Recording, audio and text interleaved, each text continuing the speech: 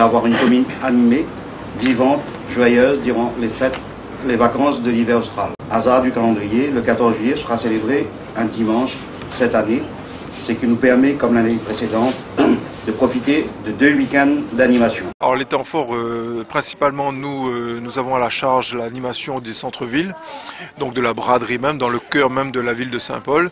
L'animation déjà traditionnelle avec les animations itinérantes, des ateliers pour les enfants, des journées à thème, dont la journée 3e âge du jeudi 11 juillet.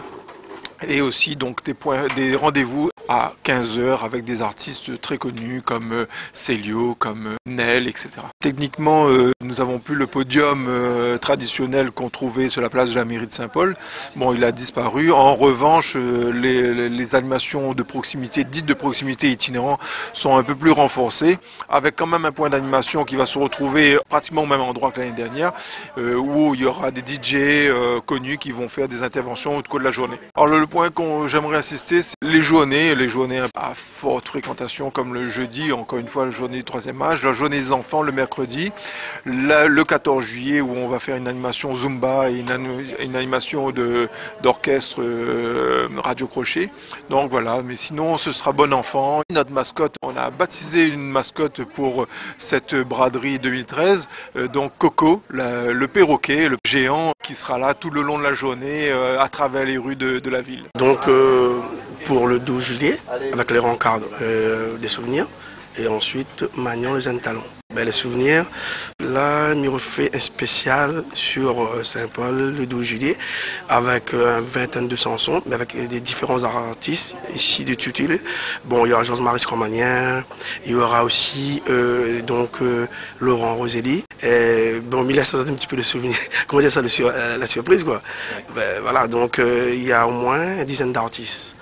Et donc sera accompagné par nous-mêmes Magnon. Le deuxième plateau qu'il me propose sera de Magnon le 14, mais avec les talents de Saint-Paul. C'est-à-dire il y aura des jeunes talents à partir de 8 ans et aussi dans les quarantaines, quoi.